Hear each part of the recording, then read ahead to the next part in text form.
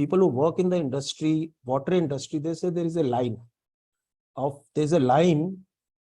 which divides India into two parts. People who respect water, citizens of India who respect water, and citizens of India who don't respect water. And that line somehow carries, if you have to leave the Rajasthan, because Rajasthan respects water, and above Bhopal or above Gwalior, and on the right hand side you include all of the Gangetic plains into it. The line above that in Punjab, Haryana, Uttar Pradesh, trust me, nobody respects water. The reason is that they have lots, and they were having lots and lots of water because of the rivers, perennial rivers, which had water throughout the years. In Punjab, for all the 5 rivers of Punjab, in Haryana, in Uttar Pradesh, it was Ganga, Yamuna, having lots of water throughout the year. So the civilization over here, they don't respect water. We in India, we are in our part of India where I am presently coming from and talking to you. As the truth is, even today, even though underground extraction has been banned, people are still extracting the water from down below in Haryana and Punjab. People are extracting water, although the underground water table has gone to 400, 500, 600 feet. We are doing plantation of paddy and just doing the overkill of the underground water resources. So, and why am I talking this? Because I was born and brought up in the place down south, somewhere near Visakhapatnam, where there was no water, and I respected water. And I keep on talking to lots of technocrats from construction industry down south, from Chennai, and I know in Chennai there's a lot and lot of respect for water, which is very right.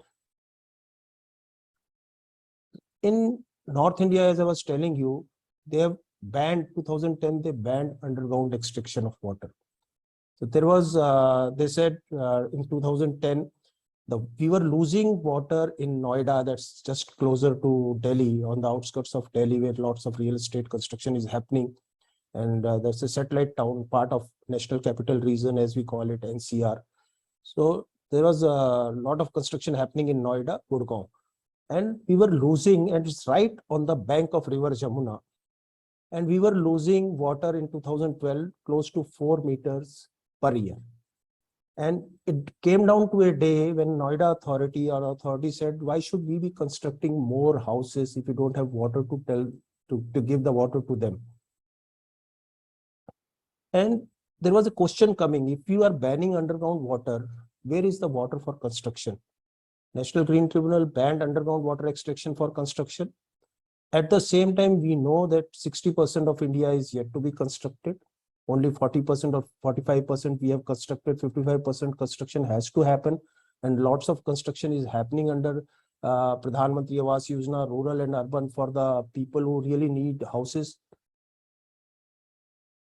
So how much water do we need for construction? There's the big question mark for us. We never calculate water footprint of a project. So if I talk about construction project, it comes into two parts. The total embodied water footprint can be divided into indirect embodied water and direct embodied water footprint. Indirect embodied water is the building materials used for construction. They have their own water footprints when they get produced in the factory. And coming down to the direct embodied water footprint, this is what we use at project sites during the construction, which we are not allowed to take out from underground water, which we used to do because there is no water. In Noida right now, we have water at 400 feet, that is 130 meters, where we used to have the water at 6 meters or 10 meters when I started construction 34 years ago. So we have lost so much of underground water, and there is no water even on the banks of river banks. So do we need to do this study on direct water footprint? Because reporting on water uses from construction site is a very rarity. Nobody is doing this. You won't find any studies happening. But there is one study. Dr. Suchandra Bardhan is Department of Architecture, Jadavpur University, Kolkata. She did a study for a 18-story building in Calcutta being constructed, and she has given a research paper. It says 132 liters per square foot of construction is required for 18-story apartment at Calcutta. How did she come to this study? She had two water pumps, which were again taking out water from underground water. And Calcutta has water access, so they can draw water. And whatever water was being drawn, so whatever water was being drawn, she put it as a consumption. And again, there's one case study in Gulmohar, that's at Jaipur, because Jaipur is a water stressed and they put a cost to water, Jaipur in Rajasthan. So we started measuring the water for construction, how much water is needed for the construction. So we saw that in this case study, it was a 65,000 or 66,000 construction that happened in a 4-story building. So we needed, this is a day-to-day water being measured right from the inception of the project to the completion of the project. I will show you the table, and we needed only 32 liters of water per square feet.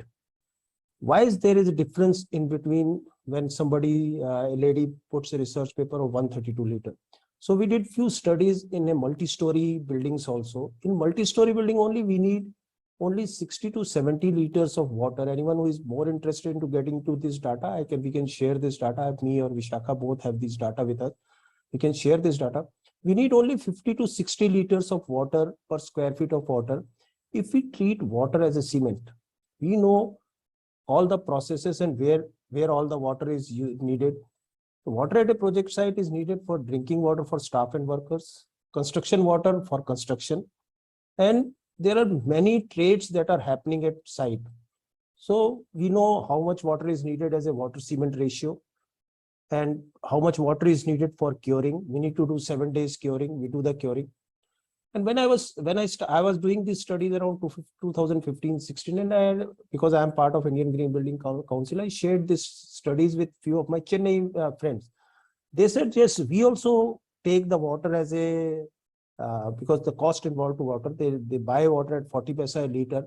They said that we have been taking this water as 120 liters per square foot.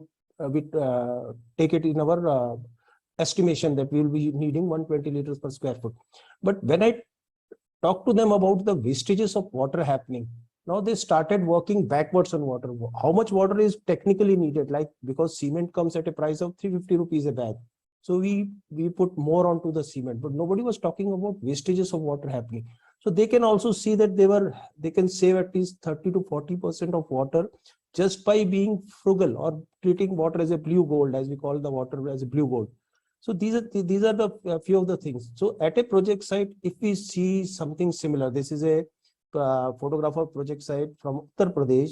If we see water being waterlogged in the basements or water muddy pools at a project site, it means that water is being wasted. I know in Chennai, nobody wastes water. I'm showing you this photograph from my part of India, as I have told you, because here the water gets wasted somehow. And then we did few studies, backward studies. I would not be naming the site. So for a project which needed 60 to 70 liters per square feet liter per square feet of water, allowing for 20 to 25% wastages over what was needed theoretically, the site was drawing close to 200 liters per square foot. And this is the photograph from the same site, because the underground water, they were using that underground water pump wells illegally, and nobody was talking about water wastages. And it was just, the water was just free flowing and was creating all these issues. Then again, you have to put money to clean all these issues for the housekeeping or the way you have to clean on the site. So what are the ways? How do we fight this? So I will give few solutions we have been doing, and I will show you a few case studies also how we have been able to work on water wastages. I was listening to the 4 points one of the gentlemen were talking before I started this program, training and capacity building. So this is one of the key areas where we have identified what's happening at the project. Going at a project site during construction, if there are 1,500 people working there at a project, top management, there are only 15 to 20 people. Mid management are 50 people, and their skill levels are high or moderate skill level. But lots of workers who work there at the project site, or supervisory staff or as labor, their skill set are very low. I have shown in the slide, introductory slide also, because they're the low wages involved. And this slide or this knowledge matrix of a project, we call it iceberg of ignorance. Whatever discussions I am having with air quality and construction or water wastages and construction, 100% problems or solutions are known to the people who are very low on the skill levels. And the people sitting up, they have very least knowledge of what's happening at the site, because they seldom even try to reach down to the ground realities. So this is again a man management slide. We call it OODA loop. Whatever you put in the observation of your project people, then they get oriented, then they decide, then they act. So if you have to work on water savings or air quality or even energy saving, so a lot of information should be going to the people. And OODA loop is observed everywhere in the man management. Swachh Bharat Abhiyan is one of the biggest example. When they went to clean India, when they talked about cleaning of India, so messaging was everywhere on, even the cricketers were talking, the film stars were talking, all the politicians, Honorable Prime Minister talked about it from Red Fort. So everyone, you can see clean India, desh ko saaf rakhna hai, even the comedians will talk. So there was, the messaging has to be very perfect about, if you want lots of people who are lesser, who are low on skill levels to follow you. So we use this. So we've divided into 3 stages at project for water savings: visuals at site and company policy for air quality during construction, water uses and energy uses. Then we put it at the second voluntary stage, where we train staff for sustainable construction practices and talk about lean construction management, which talks about wastages happening at site. And we put water, energy, air quality, these also as a wastage. Then once you have trained people, then you link with their key responsibility areas to the all the people who are supposed to work rightly. So this is the way we have been working on it. I'm sharing again with the same Jaipur company I showed as a case study. They have a company policy for air quality during construction, also company policy for water conservation. So during construction, they say measure water for construction project, create baseline for water needed for the project, and they have been doing it at all their projects. They have been measuring water for the construction, and they have been able to save lots of water just by measuring how much water is needed and how much water is being used. Then they train staff for curbing water wastages during construction. They use trigger guns for sprays to prevent runoffs, Hessian cloth, check for leakages.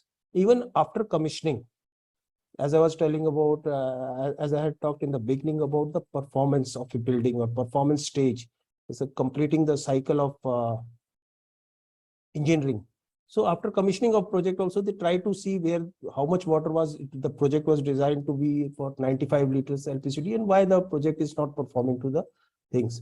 So this is how we put signages at site to create zero water wastage projects up north. This is slides from Signature Global project, where I am also doing the similar kind of work on sustainable construction practices.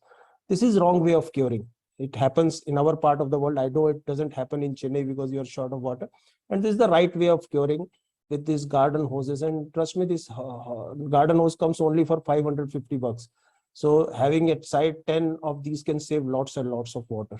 This is the right thing. And I talked also about the lean construction management, training staff for lean construction management, where all they put these things as wastages happening during the construction, and aligning the wastages with the environmental effects like air quality and construction. We should be treating it as a wastage, the work being stopped. Now 10 days work has been stopped in Mumbai because of the air quality.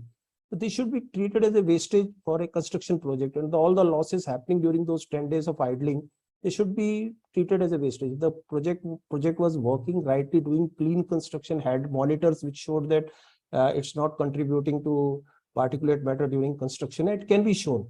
So this is again one of the Jaipur sites I'm showing as a case study. So on the left, you can see pictures where air quality monitoring is happening at the project site, although it's not mandatory, but because the builder is very environmentally conscious, and he is also chairman for Indian Green Building Council Rajasthan. So he is very particular about good construction happening or clean construction happening at the project sites. And he has got these similar signages at his site on air quality management for the staff to be inspired. Again, this is one of the projects I am doing in Surat, the clean construction pilot, created pilot study. I'm in NDA with WRI where I'm consultant. I can't talk about this. I'm just showing you this photograph. And someday WRI will be sharing all the details of this project. I'm their consultant on this project on construction air. So for air quality during construction also, we have this type of signages, and we are doing clean construction where we are trying to minimize the air quality effects. I've been part of these two handbooks. If someone is interested, they are free downloadable from Google for doing clean construction per se air quality. And again, if we go clean during the construction, so I'm showing this report from Jaipur site. So if we were monitoring at 12 p.m. and 6 p.m.